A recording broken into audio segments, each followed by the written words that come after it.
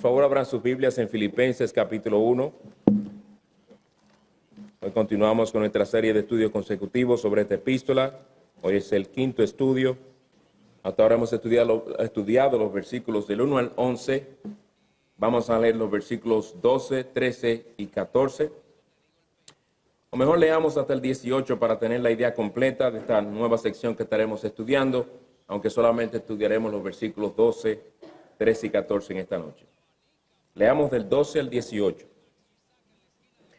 Y quiero que sepáis, hermanos, que las circunstancias en que me he visto han redundado en el mayor progreso del Evangelio, de tal manera que mis prisiones por la causa de Cristo se han hecho notorias en toda la guardia pretoriana y a todos los demás. Y que la mayoría de los hermanos, confiando en el Señor por causa de mis prisiones, tienen mucho más valor para hablar la palabra de Dios sin temor. Algunos a la verdad predican a Cristo, aún por envidia y rivalidad, pero también otros lo hacen de buena voluntad.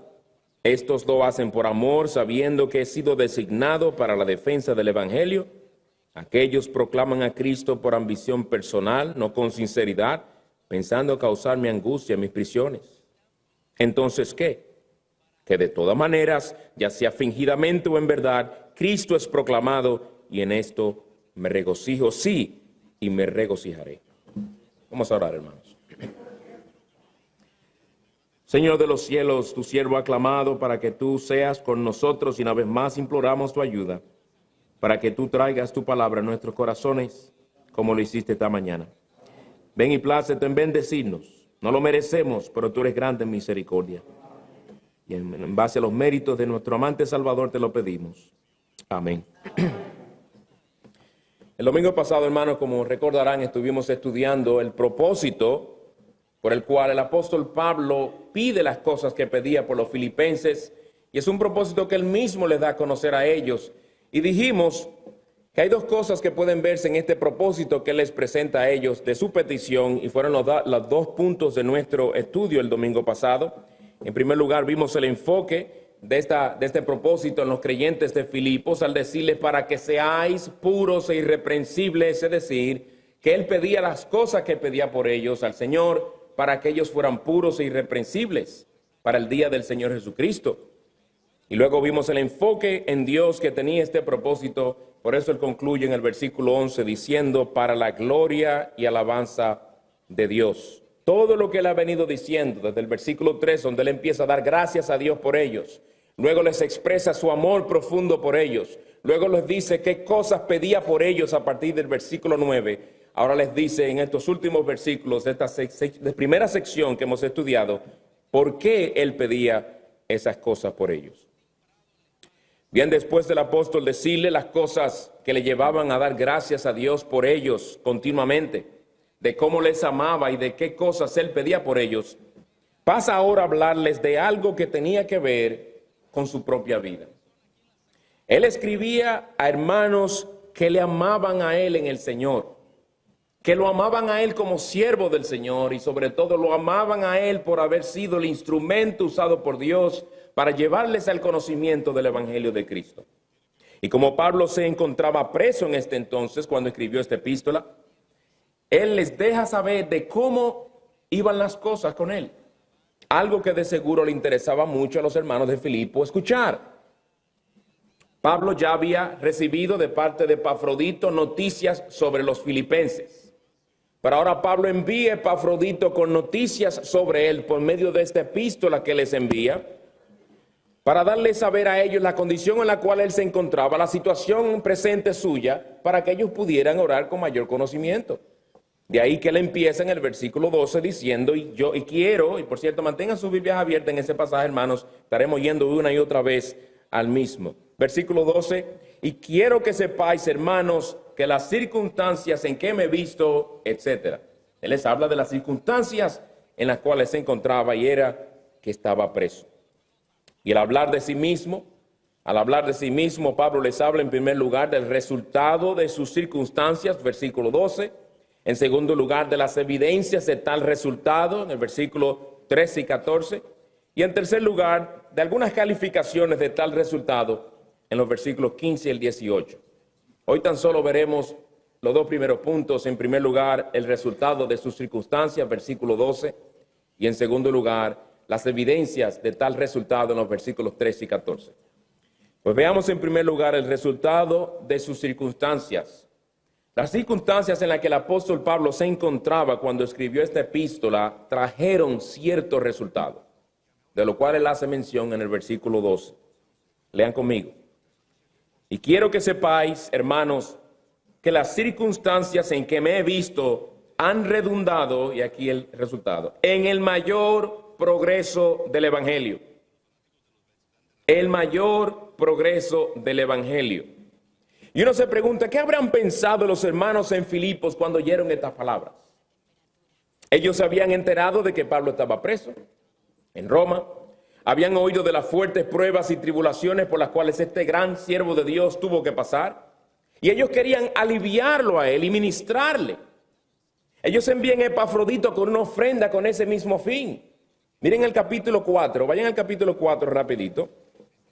Y miren en el versículo 18 cómo Pablo reconoce de esa ofrenda de amor que ellos le habían enviado a él. Pero lo he recibido todo y tengo abundancia, estoy bien abastecido, habiendo recibido de Epafrodito lo que habéis enviado. Fragante aroma, sacrificio aceptable, agradable a Dios. Ellos sabían muy bien de las circunstancias en las que Pablo se encontraba y de cómo su vida corría peligro en todo momento. Ellos tenían todas estas cosas en mente cuando regrese Epafrodito de Roma con las noticias de la situación en la cual Pablo se encuentra. Y si fue Epafrodito que fue de vuelta otra vez, cuando regresa a Filipos, si fue Epafrodito el que se paró delante de ellos a leer esta epístola, que muy probablemente fue él, ellos oyeron cuando él leyó en el versículo 12, no había versículos en ese entonces, pero leyó, y quiero que sepáis, hermanos, que las circunstancias en que me he visto han redundado en el mayor progreso del Evangelio.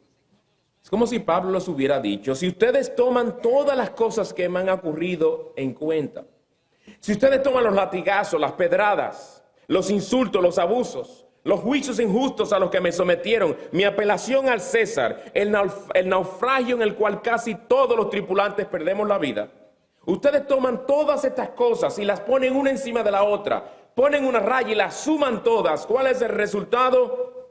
El progreso del Evangelio, no lo contrario. Y uno se preguntará, ¿cómo creía Pablo que estas cosas iban a animar el corazón de los filipenses? Porque no esperaría uno en una manera natural que los hermanos en Filipos quisieran oír, por ejemplo, de que pronto lo iban a poner en libertad.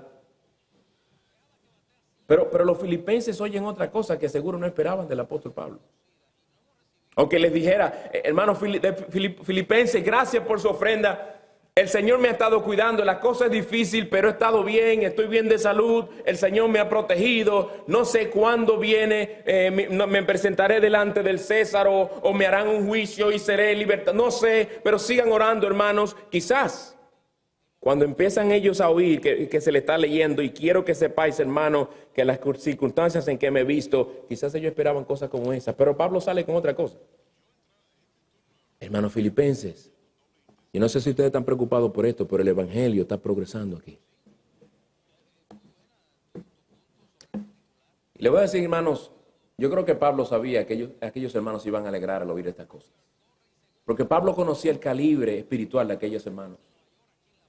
¿Por qué ustedes creen que él podía dar gracias por ellos en el versículo 3 y el versículo 5, diciendo, doy gracias a mi Dios siempre que me acuerdo de vosotros por vuestra participación en el Evangelio desde el primer día hasta ahora? Él sabía que aquellos hermanos amaban el Evangelio, amaban el progreso del Evangelio, y al Pablo decirles esto, de seguro iba a alegrar sus corazones. Hermanos, ustedes me aman y se preocupan por mí, pero sé que se preocupan por algo que es mucho más importante que mis circunstancias, es el progreso del Evangelio. Y hermanos, sépanlo, está progresando.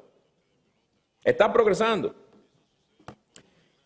Al final de esta epístola les dice a ellos, y vosotros mismos también sabéis, filipenses, que al comienzo de la predicación del Evangelio, después que partí de Macedonia, ninguna iglesia compartió conmigo en cuestión de dar y recibir, sino vosotros solos. Porque aún a Tesalónica enviasteis dádivas más de una vez para mis necesidades. Era una iglesia que amaba el progreso del Evangelio. Por eso se preocupaban por el apóstol Pablo. La iglesia de los filipenses estaba comprometida con el avance del evangelio. Y Pablo sabía muy bien que era así, y por eso les da estas buenas noticias que eran buenas para él y de seguro iban a ser buenas también para aquellos hermanos. Ahora, hermanos, son las palabras del versículo 12, las palabras de un optimista. ¿Está hablando Pablo de esta manera cuando él sabía que se encontraba en situaciones difíciles en las que su vida corría peligro? Pero al hablar de estas cosas, ¿está hablando aquí un hombre que siempre le encontraba el lado bueno en las cosas? No, hermanos.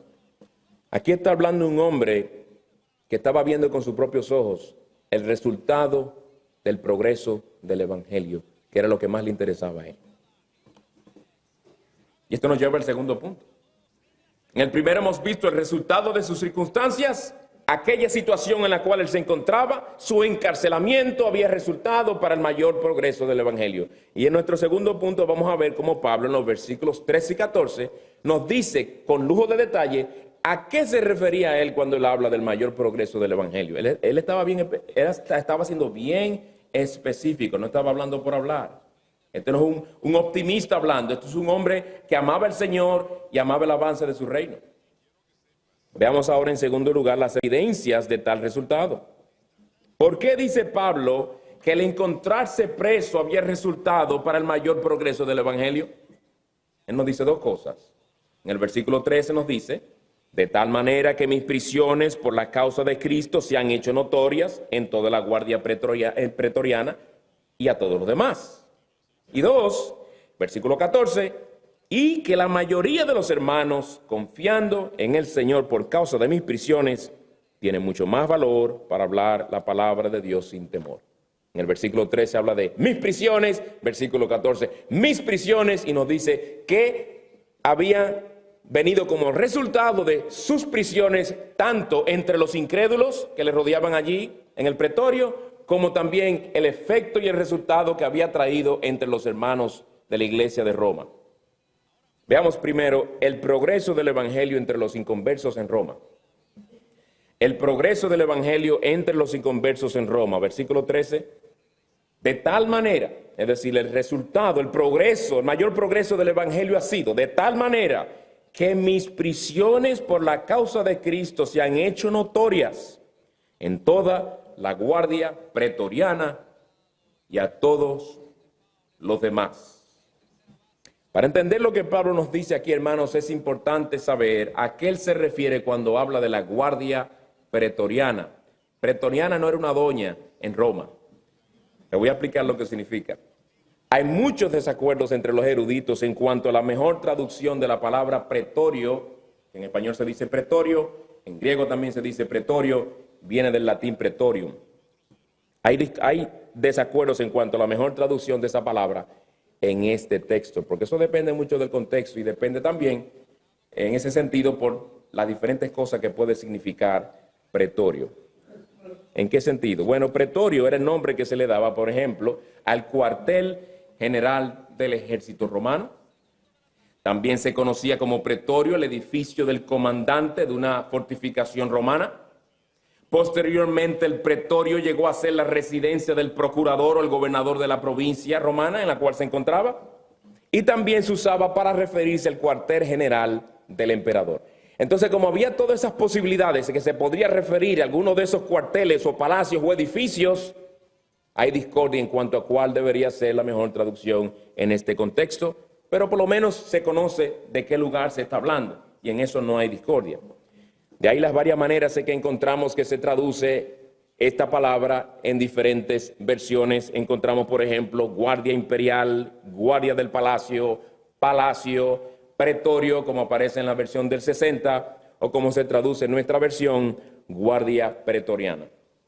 Y algunos dicen que prefieren guardias o guardias del emperador o guardias pretorianas por algo que dice Pablo en el libro de los Hechos, que da luz en cuanto a posiblemente que este sea la mejor traducción de que Pablo se estaba refiriendo, no obviamente al pretorio como un palacio, porque no le va a predicar un palacio, o alguna residencia, sino aquellos que formaban parte de ese lugar o que estaban en ese lugar, especialmente aquellos que continuamente le rodeaban, que eran, por lo que vamos a ver en el libro de los Hechos, romanos, soldados del Imperio Romano custodiándolo. Y puede ser con gran probabilidad que a esto que se está refiriendo Pablo, de que el avance y el mayor progreso del Evangelio se había estado llevando a cabo entre la guardia pretoriana, entre los soldados a quienes él tuvo la oportunidad de predicar el Evangelio. En el libro de los Hechos se nos habla sobre cuando enviaron a Pablo a Roma, y mientras él se encontraba en Roma, él estaba bajo la constante vigilancia de soldados romanos. Miren lo que dice en el capítulo 28, versículo 16. Cuando entramos en Roma, el centurión entregó los presos al prefecto militar, pero a Pablo se le permitió vivir aparte con el soldado que lo custodiaba. Vivía aparte, pero eso no significa que estaba libre. Tenía muchos privilegios y muchas libertades, pero no estaba libre. Estaba con un soldado que lo custodiaba en todo momento. Aunque Pablo gozaba de ciertas libertades, estaba bajo estas circunstancias difíciles. A Pablo lo trataba en un sentido como un preso especial. Probablemente por eso le asignan a un guardia especial del pretorio que se la pasaba con él 24 horas al día. Y la costumbre en aquella época, en estas circunstancias, era que cada 6 horas le ponían un guardia diferente. Esto quiere decir, hermanos, que por lo menos cada 6 horas Pablo tenía la oportunidad de predicar el Evangelio a un soldado romano. Oigan eso. A este gran hombre de Dios lo ponen cerca de un soldado romano, pagano, que necesita el Evangelio de Cristo. ¿Usted cree que él se va a quedar con la boca callada? Uno solo puede imaginarse lo que debió haber sido para aquellos soldados escuchar a Pablo orando y dando gracias a Dios por cada una de esas iglesias. Si era que él oraba en voz alta. Dando gracias a Dios y alabándole y manifestando su espíritu de sumisión en sus oraciones y alabanzas, a pesar de las circunstancias en las cuales él se encontraba. El haber percibido en Pablo, estos soldados haber percibido en Pablo un espíritu de contentamiento, a pesar de sus cadenas. El verle a él gozándose al escribirle a sus hermanos en Cristo y al tener comunión con ellos, porque a los hermanos se les permitía venir a visitarlo. Aquellos soldados de seguro oyeron a Pablo dictando las epístolas que escribió desde allí: Efesios, Colosenses, Filipenses y Filemón. Y miren qué dice al final del libro de los Hechos. Y Pablo se quedó por 2 años enteros en la habitación que alquilaba y recibía a todos los que iban a verlo, predicando el reino de Dios y enseñando todo lo concerniente al Señor Jesucristo con toda libertad, sin estorbo. Estas cosas debieron haber impactado mucho a aquellos soldados. Escuchen de nuevo la palabra del versículo 13. De tal manera que mis prisiones por la causa de Cristo se han hecho notorias en toda la guardia pretoriana. Hermanos, lo que Pablo dice aquí es algo que se había hecho notorio, algo que había llegado a ser obvio entre los soldados que le tocaba custodiarlo a él, algo que nadie podía pasar de vista. Era que él estaba preso allí por la causa de Cristo. No que los soldados se habían enterado que él estaba preso allí por estar predicando a Cristo. Esa no es la idea. Más bien Pablo quiere enfatizar de cómo él había estado usando su encarcelamiento y su contacto diario con estos soldados como una oportunidad para predicarles el Evangelio. Su continua predicación del Evangelio había hecho notorio entre todos esos soldados que este hombre estaba allí por causa de Cristo. Un Evangelio que le dio a conocer a ellos, respaldado con una conducta y una actitud cristiana que hizo evidente ante aquellos soldados que él no era un revolucionario político, que él no era un anarquista, sino un hombre con un espíritu diferente. Pero la influencia de Pablo por medio del Evangelio no solo se limitó a los soldados que le custodiaban, sino que también él mismo añade al final del versículo 13, y a todos los demás. y a todos los demás. Es decir, no solamente aquellos que yo tenía al lado ahí custodiándome en todo momento, sino todas aquellas personas, otras personas más también en todo este palacio, en todo este cuartel. Otros llegaron a oír del evangelio también. A todos los demás, dice él. Más allá de la guardia pretoriana. Muchos otros también llegaron a oír el evangelio. Con razón dice Pablo que ha habido un mayor progreso del evangelio. Él sabía lo que estaba diciendo. Hombres de diferentes rangos, hombres de renombre o personas del palacio real oyeron el evangelio. Y en esto vemos el fiel cumplimiento de las palabras que el Señor le manda decir a Pablo por medio de su siervo Ananías, cuando le dice en Hechos 9, pero el Señor le dijo a Ananías, ve porque él me es un instrumento escogido para llevar mi nombre en presencia de los gentiles, de los reyes y de los hijos de Israel, porque yo le mostraré cuánto debe padecer por mi nombre. Y mucho más específicamente tiene su cumplimiento en esto que habla Pablo en nuestro texto, las palabras del Señor dirigidas al mismo Pablo directamente cuando lo dice en Hechos 23:11, a la noche siguiente se le apareció el Señor y le dijo, ten ánimo, porque como has testificado fielmente de mi causa en Jerusalén, así has de testificar también, oigan, en Roma. En Roma. El Señor tenía un plan con él.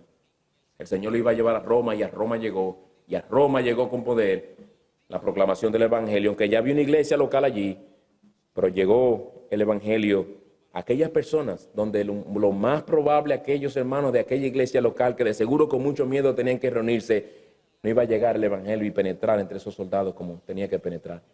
Pero Dios tenía a su siervo Pablo, a quien iba a llevar allí, nadie lo iba a impedir. El Señor en su providencia lo llevó a Roma para que llevara a cabo el ministerio que él tenía para él, para que se predicara el evangelio allí. En Roma, la capital del imperio más poderoso del mundo de aquel entonces. ¿Cuáles son algunas de las áreas? ¿Cuáles son, las dos áreas en las que se había visto el progreso del evangelio en medio de aquellas circunstancias? En primer lugar, el progreso del evangelio entre los inconversos en Roma. Veamos ahora en segundo lugar, el progreso del evangelio por medio de los hermanos en Roma. El versículo 14 dice, y que la mayoría de los hermanos, confiando en el Señor por causa de mis prisiones, tienen mucho más valor para hablar la palabra de Dios sin temor. ¿Qué quiere decir Pablo con estas palabras? Bueno, remontémonos a la situación de aquel entonces. Los hermanos sabían que Pablo estaba encarcelado en Roma. Y puede que algunos de los hermanos se preguntaban lo siguiente. ¿Se doblegará Pablo ante las presiones que aquellos soldados le están poniendo? ¿Y dejará de predicar el evangelio? ¿Se comprometerá a nunca más predicar el evangelio para que finalmente le pongan en libertad? ¿O matará a Nerón a Pablo y se desatará una gran persecución contra la iglesia aquí? ¿Quién sabe? De seguro esas cosas venían a su mente. Digamos, lo más probable venían esas cosas a su mente. Pero cuando ellos oyen que aunque Pablo estaba preso, seguía predicando el evangelio con valentía y que recibía a los hermanos para edificarles, para ministrarles, ellos se entregan al evangelio cobrando ánimo al ver al apóstol Pablo haciendo estas cosas. Porque ellos razonaban de esta manera. Si Pablo encontrándose en las circunstancias tan difíciles y peligrosas es valiente y proclama el evangelio, ¿cuánto más nosotros que gozamos de libertad? ¿Cómo no debemos nosotros más bien estar también predicando el evangelio con valentía? Con mucho más razón. Que no estamos cohibidos con cadenas atándonos. Cobremos ánimos y sigamos proclamando el evangelio, hermanos. No todos reaccionaron así, porque Pablo no dice todos, él dice la mayoría, pero muchos reaccionaron de esa manera. Con estas palabras, Pablo anima a los hermanos en Filipos, dándoles a conocer cómo las circunstancias en las cuales él se encontraba en aquel entonces, lejos de impedir el avance del evangelio, estaba más bien facilitando la proclamación y el progreso del evangelio tanto en el pretorio como entre los hermanos de la iglesia local en Roma, porque ellos estaban animando ahora y estaban predicando mucho más el evangelio, es decir, que las cadenas que lo ataban a él le soltaron la lengua a los hermanos en Roma para que continuaran predicando. Pues hemos visto en primer lugar el resultado de sus circunstancias. Versículo 12, dice él: quiero que sepáis, hermanos, que las circunstancias en que me he visto han redundado para el mayor progreso del evangelio. Y en segundo lugar, las evidencias de tal resultado, versículos 13 al 14, los resultados que ese progreso tuvo entre la guardia pretoriana y los resultados que tuvo también entre los hermanos en Roma. La pregunta es, si nosotros no nos encontramos presos en una cárcel de Roma, ni nos encontramos con uno de nuestros pastores presos siendo animados a predicar porque ellos están predicando en la cárcel, ¿cómo se aplica entonces este pasaje a nosotros? Bueno, nosotros sabemos que la palabra de Dios es útil para enseñarnos, para redarguirnos e instruirnos en toda justicia. Entonces la pregunta correcta es, ¿en qué nos enseña este pasaje? ¿En qué nos reprende este pasaje? ¿Y en qué cosas nos instruye a nosotros en justicia? Y espero que las aplicaciones prácticas que hay en este pasaje nos lleven a ver, nos lleven a apreciar más la riqueza que hay en las Escrituras. Veamos en primer lugar, como aplicación, que en estos versículos encontramos un ejemplo de lo que es tener una perspectiva teocéntrica de la vida. El domingo pasado hablamos de oraciones teocéntricas, pero ahora estamos hablando de una perspectiva teocéntrica sobre la vida. En el versículo 12, Pablo dice: yo quiero que sepáis, hermanos, que las circunstancias en que me he visto, está hablando de su vida. Las circunstancias en que me he visto. Le voy a decir lo que Pablo no dijo después de eso. Ustedes se darán cuenta porque saben lo que leímos en el pasaje. Pablo no dijo: quiero que sepáis que las circunstancias en que me he visto se han puesto difíciles. Me tienen un guardia las 24 horas del día. Es un constante hostigamiento, hermanos de Filipenses. Sí, tengo cierta libertad, no lo puedo negar, pero no es fácil vivir así, hermanos. Vivo con una continua zozobra. Cada vez que oigo un soldado tocar la puerta cada 6 horas, yo pienso que vienen a buscarme para decapitarme. Es una situación difícil, es un estrés continuo en el cual yo vivo, hermanos filipenses. Por favor, sigan orando por mí, que estoy loco por salir de esta situación. No se la deseo ni al peor de mis enemigos. ¿Verdad que Pablo no dijo eso? Porque Pablo tenía una perspectiva teocéntrica de su vida.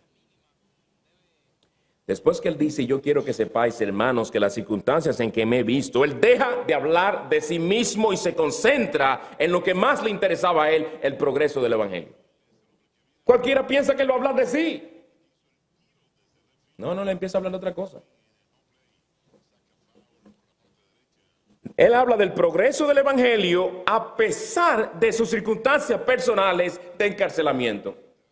Su preocupación principal no era la situación en la que se encontraba, no eran sus cadenas, no era el tener un soldado cada 6 horas.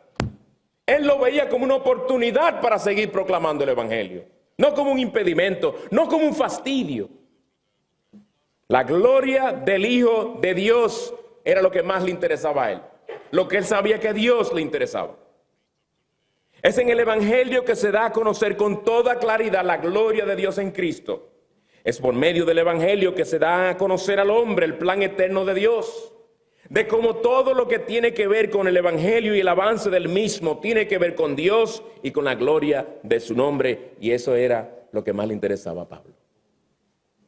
Y como Pablo era un hombre que vivía con una perspectiva teocéntrica, su preocupación principal era aquello que traía gloria a Dios. No su única preocupación, era su principal. Porque en una de las epístolas que él escribe de la cárcel, si mal no recuerdo, creo que los Colosenses, él le dice que él esperaba que por sus oraciones él fuera puesto en libertad. Él tenía esa esperanza también. Pero el avance del evangelio para la salvación de pecadores era su principal interés.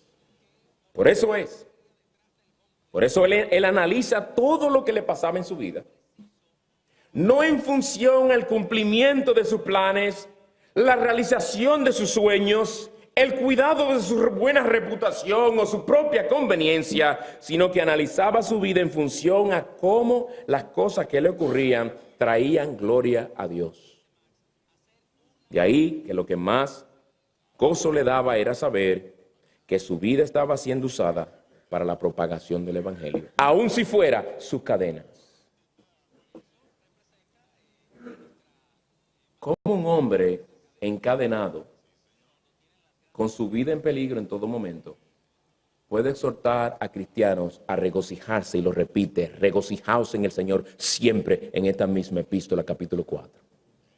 Que tiene que tener una perspectiva teocéntrica, una perspectiva centrada en Dios y vista a través de los lentes de las Escrituras, de los lentes del fin principal de nuestra existencia, que es glorificar a Dios. Por eso él pudo decir a los pastores de Éfeso: en ninguna manera estimo mi vida como valiosa para mí mismo, a fin de poder terminar mi carrera y el ministerio que recibí del Señor Jesús, para dar testimonio solemnemente del Evangelio de la gracia de Dios. ¿Es esa nuestra perspectiva? ¿O pensaríamos nosotros que hay que estar demente, que hay que estar loco para ver nuestras circunstancias difíciles en función a cómo eso contribuye para la gloria de Dios? ¿Cuál es nuestra perspectiva de la vida? ¿Cuál es generalmente nuestra reacción cuando algo negativo o algo que no esperábamos nos sucede? ¿Es nuestra preocupación principal cómo me afecta a mí? ¿Cuánto sacrificio me costó? Nos preocupamos de que si lo que se está haciendo es un atentado contra mi reputación, mi persona, mis asuntos. ¿O es lo más importante para nosotros si no se dieron nuestros planes? Ponte en el lugar de Pablo por un momento, mi hermano. ¿Qué actitud tendrías tú si te encontraras en circunstancias similares? ¿Estarías preocupado por predicarle a esos soldados? ¿Te interesaría saber si tus hermanos se están animando y están predicando más el Evangelio? ¿Sería eso de ánimo y consuelo y gozo para tu alma? Encontrándote en un calabozo frío, donde tenías que hacer tus necesidades ahí mismo, y donde pasaban ratas por aquí, por allá y demás cosas. ¿O estarías más preocupado por tus derechos? ¿Escribirías tú las mismas cosas que Pablo escribió a los filipenses? ¿O tú escribirías lo siguiente? Escribano, escríbete ahí. Hermanos filipenses, movilícense, traigan carteles para acá, vamos a hacer una campaña, vamos a regarnos aquí, vamos a hacer un lío grandísimo para mostrar que esto es una injusticia que se ha cometido contra un hombre. Movilícense, no se queden ahí.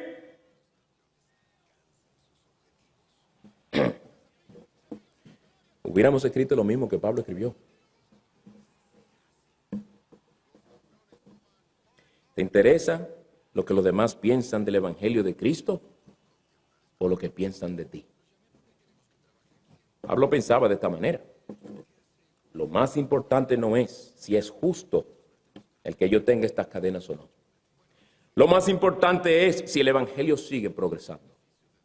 Porque si el Evangelio está progresando, ¿qué importan estas cadenas en realidad? Estas cadenas son la oportunidad que el Señor me da para darle a conocer el Evangelio a estos soldados paganos, arrogantes y boca sucia, con los cuales tengo que estar 24 horas al día. Hermosa oportunidad. Para él eran hermosas esas cadenas, porque era lo que le ataba a aquellos hombres y no se le podían escapar. Tenían que estar ahí custodiándole en todo momento. Tenían que aguantarle la predicación a Pablo ahí.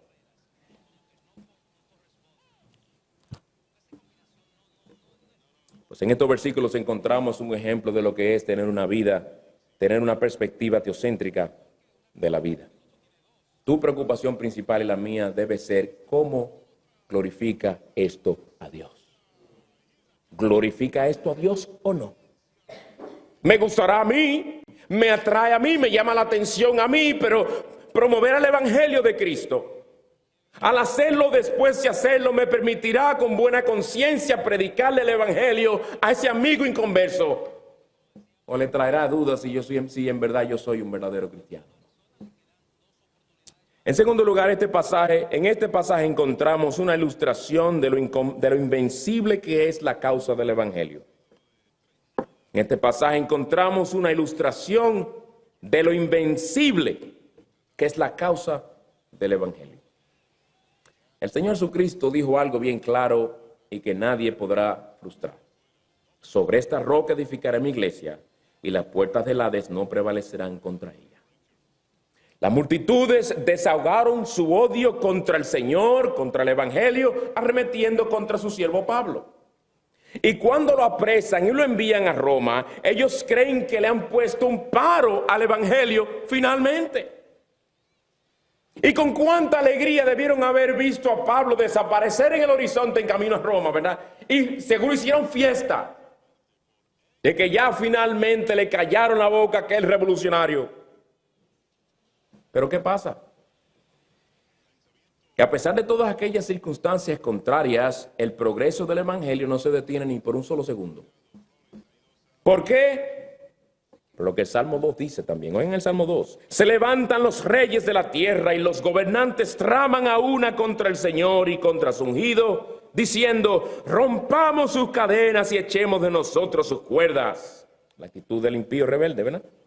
El que se sienta en los cielos se ríe, el Señor se burla de ellos. Y en este pasaje lo que encontramos el Señor burlándose de aquellos que creyeron haber detenido el evangelio.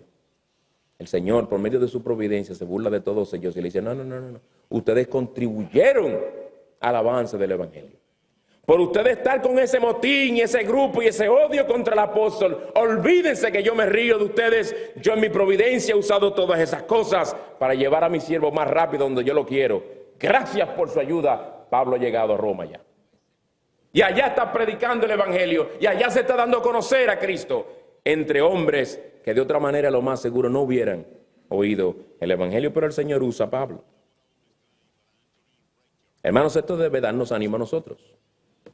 Varios grupos celebran sus grandes victorias en nuestros días, yendo ante los tribunales federales y obteniendo su éxito, según le llaman ellos, y creen que han logrado ponerle un tapón en la boca de muchos predicadores y de muchos cristianos, y quizás creen que el evangelio está perdiendo fuerza, y no entienden que todas estas victorias y progreso de su causa son en sí manifestaciones de la ira de Dios contra sus pecados. No, la palabra de Dios no está siendo detenida, sino cumplida en esas mismas cosas que ellos llaman victoria. Porque la ira de Dios se revela contra toda impiedad y toda injusticia. ¿Ok? Se revela desde el cielo. Y esa es una de las manifestaciones, cuando Dios quita la mano y el impío se va de boca. Dios los ha entregado, eso es lo que ha pasado. Y Cristo sigue salvando pecadores de toda índole, aún entre aquellos victoriosos el Señor sigue salvando, porque dice en 1 Corintios, y esto erais algunos de vosotros. El Señor sigue salvando de entre ellos también. Y aquí vemos una ilustración clara en este pasaje de lo invencible que es la causa del evangelio. Aquellos que quisieron taparle la boca a Pablo, se la taparon. Se la abrieron en otro sitio. Pues en primer lugar, un ejemplo de lo que es tener una perspectiva teocéntrica de la vida. 2, una ilustración de lo invencible que es la causa del evangelio. Tercera, ahora, una hermosa demostración del misterio de la providencia divina. Una hermosa demostración del misterio de la providencia divina. ¿Qué es la providencia de Dios? La providencia de Dios o la providencia divina es el gobierno de Dios sobre todas las cosas en su universo. Esto incluye el universo en su totalidad, el mundo físico, espiritual, los asuntos de las naciones, el nacimiento de cada ser humano, el destino eterno de cada ser humano, los éxitos y fracasos que nos suceden en nuestras vidas, todo asunto y detalle de nuestra propia existencia, la protección de su pueblo, etc. Esta doctrina se levanta en oposición directa a la idea de que el universo es gobernado por la casualidad o por el destino. Por eso tengan cuidado, padres, con esa expresión de sus hijos. Oh, you're so lucky. You're lucky, lucky. No es la suerte que nos dirige. No es la suerte que nos dirige. Tengan cuidado, que pueden estar aún en expresiones tan comunes en nuestra sociedad, negando la providencia de Dios. Por suerte, yo oigo cristianos a veces hablando así. ¿Por suerte qué, hermano? Por suerte. Fue la providencia de Dios que te bendiga. Bueno, en nuestro texto vemos la providencia divina en acción. Dios, por medio de su providencia, permite que a Pablo lo amarren con cadenas para que se le suelte la lengua a los hermanos en Roma, ¿verdad? ¿Y quién jamás ha oído que a alguien se le suelta con cadenas? El Señor, en su providencia misteriosa, amarra a uno para soltar a otros, para ponerlo a hablar. Amarra a uno para libertar a otro de sus pecados entre los guardias pretorianos. Pablo pudo decir: la mayoría de los hermanos, confiando en el Señor por causa de mis prisiones, tiene mucho más valor para hablar la palabra sin temor. Circunstancias difíciles, circunstancias que podrían verse como un fracaso, como una derrota, el Señor la usa para la salvación de pecadores. Escuchen cómo Pablo termina Filipenses. Oigan, mandando saludos. Oigan, ¿de quién? Todos los santos os saludan, los santos de ahí de Roma, especialmente los de la casa del César. Oigan, soldados que se habían convertido mandando saludos a sus hermanos en Cristo. Miren la obra del Señor, hermanos. Pero el misterio de la providencia también se ve en que Dios usó el encarcelamiento de Pablo en Roma como una base desde la cual enviar varias epístolas del Nuevo Testamento. ¿Qué fuera de nosotros sin Filipenses, Efesios, Colosenses, Filemón? Pero el Señor llevó a su siervo allí y lo escondió en una celda, en una cárcel. Y lo usó para escribir estas epístolas. Y la próxima vez que usted lea Filipenses, Efesios, Colosenses, Filemón, nótese, especialmente usted empieza a leer Colosenses, él no menciona nada de que está preso. Más adelante, ya al final, que empieza a hablar de algo. Ese no era su énfasis, hermanos. Era que Cristo fuera formado en cada uno de ellos. En Jerusalén, los judíos se burlaban pensando que habían sacado a Pablo de circulación. Pero Dios, en su providencia, está usando aquellas circunstancias difíciles para el avance del Evangelio, la edificación de su pueblo en aquel entonces y aún hoy día. Un siervo de Dios, hablando de esta realidad, escribió: Pablo llegó a Roma como prisionero y el medio que Dios usó para llevarle allí fue un barco romano empujado por el viento del odio de sus compatriotas judíos. Eso fue lo que empujó esas velas. Eso fue lo que empujó esas velas. El odio de esta gente contra Pablo, que querían deshacerse de él. Pero ese viento lo llevó a su destino donde Dios lo quería. Misterio de la providencia de Dios.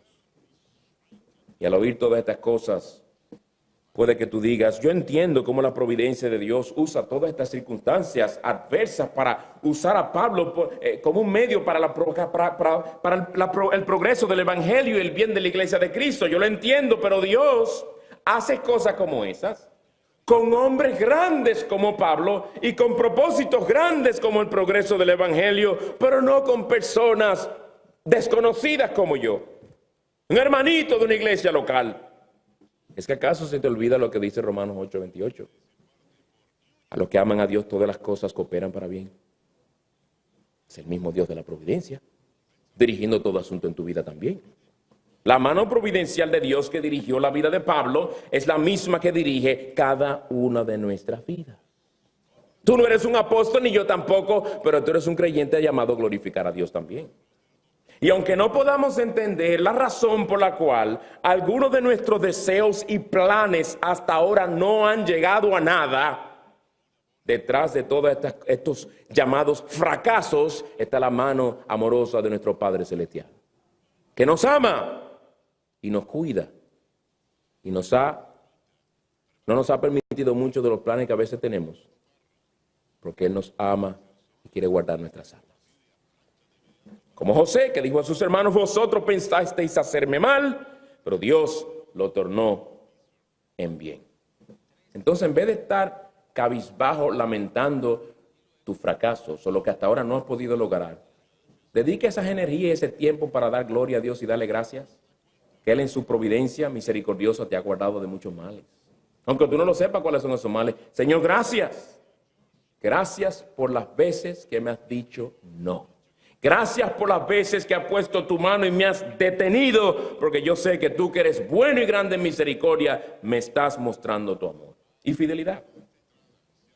O vamos a pensar que Dios es un mero espectador que no tiene poder para intervenir en la historia y hacer algo.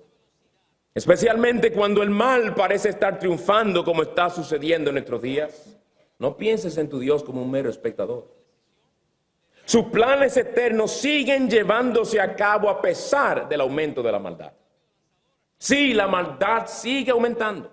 Las iglesias tristemente parecen cada vez más centros de espectáculos que iglesias. Los cristianos se van haciendo mucho más mundanos en algunos casos, pero Dios sigue en su trono. El mal llegará hasta donde Dios en su soberanía lo permita. Él habrá de edificar su iglesia y seguirá levantando iglesias que exaltan su nombre con temor y reverencia y según su palabra, y seguirá edificando su pueblo y apartándole cada vez más del mundo. A pesar de lo que vemos, Él jamás permitirá que el diablo tenga la última palabra. Cuarto y último lugar, como aplicación,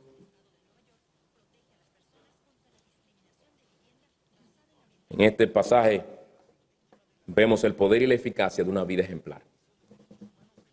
El poder y la eficacia de una vida ejemplar. Pablo pudo decir que la mayoría de los hermanos, confiando en el Señor por causa de mis prisiones, con lo cual quiere decir, por causa de lo que yo he estado haciendo en mis prisiones, esa es la idea, tiene mucho más valor para hablar de la palabra, para hablar la palabra de Dios sin temor.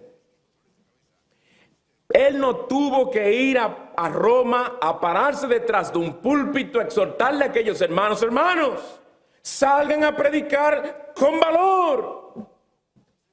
Por no tener la oportunidad de hacerlo, obviamente, pero su ejemplo fue tan poderoso que los movió. Los movió. Fue la poderosa influencia de su ejemplo que los motivó a hacerlo. Su mismo ejemplo se convirtió en un sermón elocuente y poderoso que obró en las conciencias de aquellos hermanos en Roma. Como se dice, una imagen vale más que 1000 palabras. Y llevando a eso nuestra situación, hermanos, será por nosotros no ser un ejemplo en nuestros hogares, que los sermones que se predican aquí y lo que les enseñamos a nuestros hijos en los devocionales familiares no han hallado cabida en ellos. ¿Será que nuestro ejemplo no respalda lo que decimos? ¿Será que tu vida no ejemplifica lo que ellos oyen que se predica desde este púlpito? ¿Tú crees que ellos no se dan cuenta? Pregúntale en tus casas y tú verás que se dan cuenta de tus inconsecuencias, de tu respuesta sarcástica a tu marido, de tus tonos ásperos para con ella, tu esposa, de tu falta de fidelidad en el buscar del Señor como familia, de tu falta de liderazgo espiritual en tu hogar, que no se dan cuenta, sí se dan cuenta. Y te pregunto, ¿acaso entiendes el gran mal que estás haciendo a las almas de tus hijos por medio de tu mal ejemplo? Si ese es el caso. Estás neutralizando la eficacia de la palabra de Dios en sus mentes y en sus corazones. Si nos sentáramos con uno de tus hijos y le dijéramos: tú tienes que estar sumamente agradecido a Dios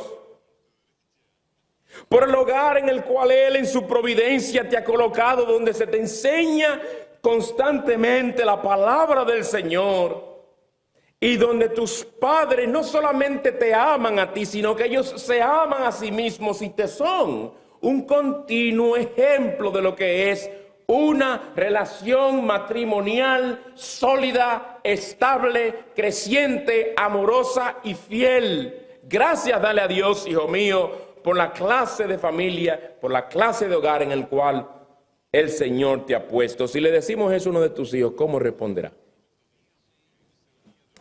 Me pregunto, ¿responderá de esta manera?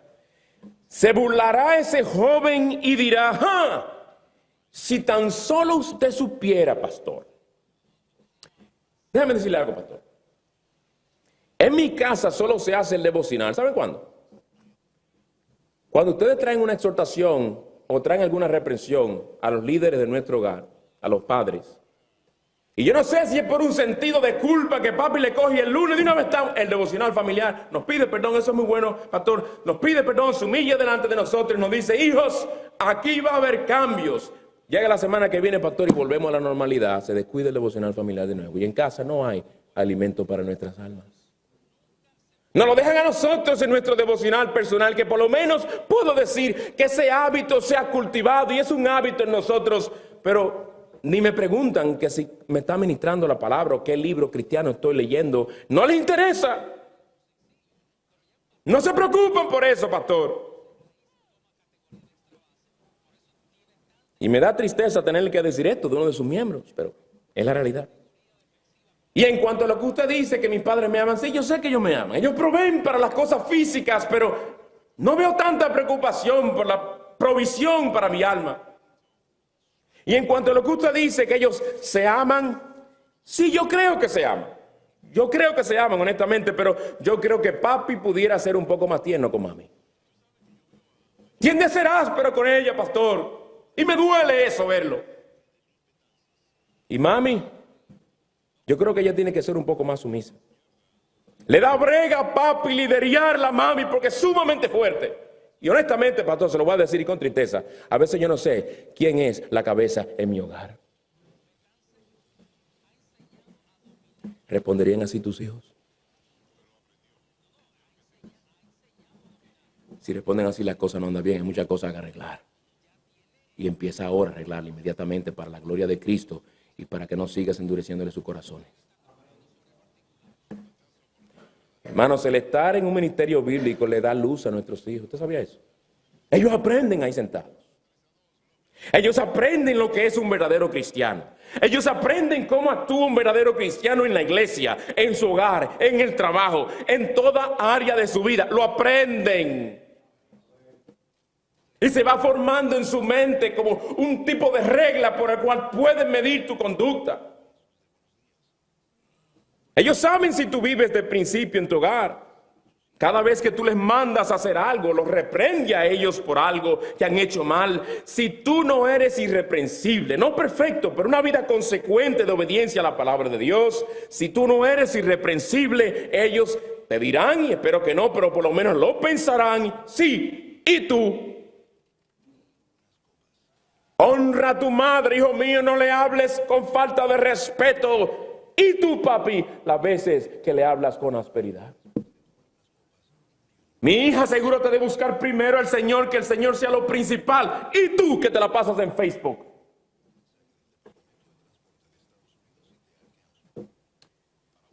Hermanos, tenemos una gran responsabilidad. ¿Usted quería hijos? Los tiene ya. Esto no es asunto de darle un plato 3 veces al día en la mesa. Así que viven los impíos. Se conforman, yo los alimento a ellos. Compro su ropita nice, para que anden cool. Para que no se burlen de ellos, para que encajen con los demás, para que no anden como inadaptados sociales. Yo le compro su ropita buena. Almas inmortales que van rumbo a la eternidad. No podemos conformarnos con cualquier cosa. Y nuestro ejemplo debe respaldar lo que le enseñamos. debe respaldar lo que se predica desde aquí arriba. No neutralicemos el ministerio de la palabra en esta iglesia por nuestra mala conducta, señores. Hermanos, tú y yo debemos aplicar la palabra de Dios que se predica desde nuestro púlpito para que nuestros hijos vean la obra que Dios hace en aquellos a quienes Él salva, de que esa salvación y esa obra es poderosa y es real. Procuremos con la ayuda de Dios ser ejemplos poderosos y eficaces del poder del Evangelio en nuestra iglesia, en nuestros hogares, en nuestro trabajo y en todo lugar donde nos encontremos. Que el Señor nos ayude a aplicar su palabra, hermanos. Vamos a orar.